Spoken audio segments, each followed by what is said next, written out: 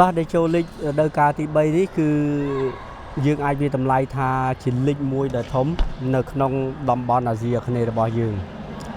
ទី1ខ្ញុំអាចវាតម្លៃបានថាយើងចាប់ដើមធ្វើលេខទឹកតែចាប់ដើម3ឆ្នាំទេហើយលេខរបស់យើងដែលចុះបញ្ជីនៅក្នុងសហព័ន្ធកីឡាបាល់ទះពិភពលោកទើបតែឆ្នាំ2024ហើយនឹងឆ្នាំនេះបាទមានន័យថាលើកទី2និងលើកទី3បានយើងចុះបញ្ជីផ្លូវការទទួលស្គាល់ដោយសហព័ន្ធកីឡាបាល់ទះពិភពលោកអញ្ចឹងគ្រប់ rule ទាំងអស់គឺយើងប្រើប្រាស់ rule របស់សហព័ន្ធកីឡាបាល់ទះពិភពលោកជាដើមជាក់ស្ដែងពាក់ព័ន្ធទៅនឹងកីឡាករដែលមកលេងនៅទីចូលលេខត្រូវតែមាន ITC បាទអញ្ចឹង certificate or international transfer នឹង international transfer certificate នេះគឺសំខាន់ណាស់អញ្ចឹងក្លឹបមួយចំនួនគាត់យល់ច្រឡំហើយ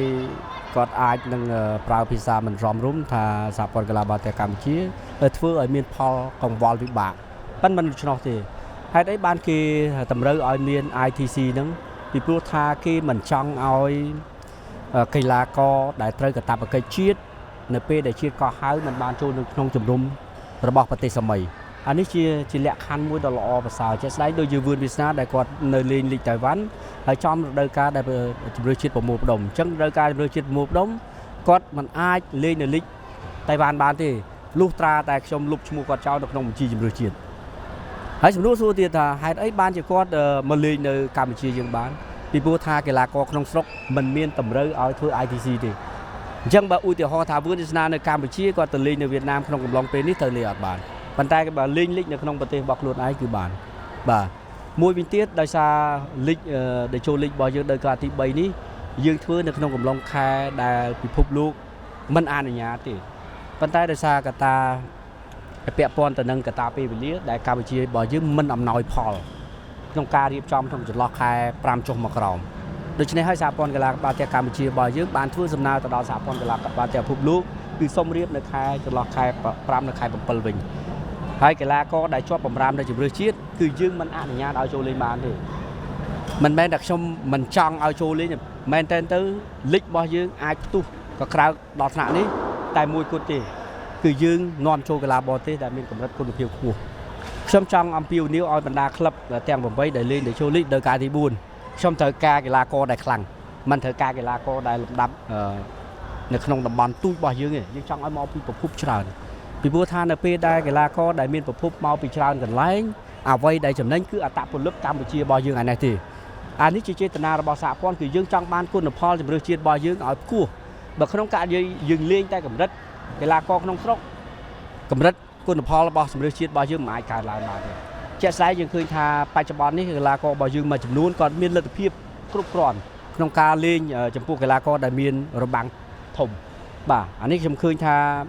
វាជាឱកាសមួយដែលធ្វើឲ្យគុណផលរបស់កីឡាកររបស់យើងឡើងមកកម្រិតទៀតបាទជារួមត្រឡប់មកវិញដែលចូលលេខដល់ការទី3នេះខ្ញុំអាចនិយាយថាគឺជាការបង្ហាញសម្រស់នៃបាល់ទះពិតប្រាកដនៅក្នុងប្រទេសកម្ពុជារបស់យើងខ្ញុំឃើញ fan 8-9,000 នាក់ដែលនៅទីលានផ្ទាល់ឬក៏ក្រៅទីលានឬក៏ក្រៅដែលគាត់ទស្សនាតាមប្រព័ន្ធ media យើងឃើញថាការគ្រប់គ្រងរបស់គាត់មិនមែនគ្រប់គ្រងក្លឹបទេកុំយល់ច្រឡំ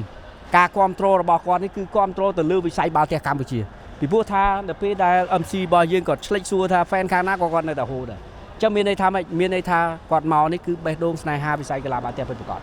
បាទមានជាការពិតត្រូវមានហើយក្រុមអ្នកគ្រប់គ្រង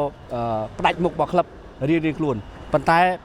ខ្ញុំអាចសន្និដ្ឋានបាន 80% នៅលើទីលាននេះគឺជា fan បាល់ទះពិតប្រាកដមូលហេតុ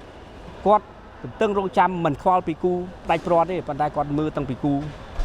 ចាប់ផ្ដើមដំបូងបាទហើយអ្នកខ្លះបើមែនតែ fan ដែលក្លឹបគឺគាត់មកគ្រប់គ្រងនៅពេលដែលគាត់កំពុងលេងប៉ុន្តែនេះអត់ទេគឺគ្រប់គ្រងព្រឹត្តិការណ៍ទាំងមូលហើយខ្ញុំឃើញថាបងប្អូនជាពលរដ្ឋយើងនៅខាងក្រៅ outdoor វិញគាត់ក្រាលស្លឹកกระดาษស្រាលអីអង្គុយមើលដូចយើងកំពុងមើលល្ខោនចឹងបាទនេះជាភាពអស្ចារ្យមួយដែលខ្ញុំធ្វើភ្ញាក់ផ្អើលថាវាលើសពីព្រឹត្តិការណ៍កីឡាបាទវាធ្វើឲ្យជាស្មារតីមួយគឺស្រឡាញ់កីឡាទាំងអស់គ្នាវិញបាទអានេះជាអ្វីដែលខ្ញុំមានចំណាប់អារម្មណ៍ចំពោះព្រឹត្តិការណ៍មួយនេះហើយខ្ញុំសង្ឃឹមថាវាមិនបញ្ចប់ត្រឹមតែចូលលីកដល់ការទី3ទេអ្នកគ្រប់គ្រងនៅបន្តគ្រប់គ្រងដល់ការទី4ទី5ឬក៏ទៅអាណន់ទោះបីជាមិនមានវត្តមានខ្ញុំឬក៏មានវត្តមានអនុតែខ្ញុំជឿជាក់ថាគាត់នៅតែបន្តគ្រប់គ្រងវិស័យកីឡាបាល់ទះកម្ពុជាបាទ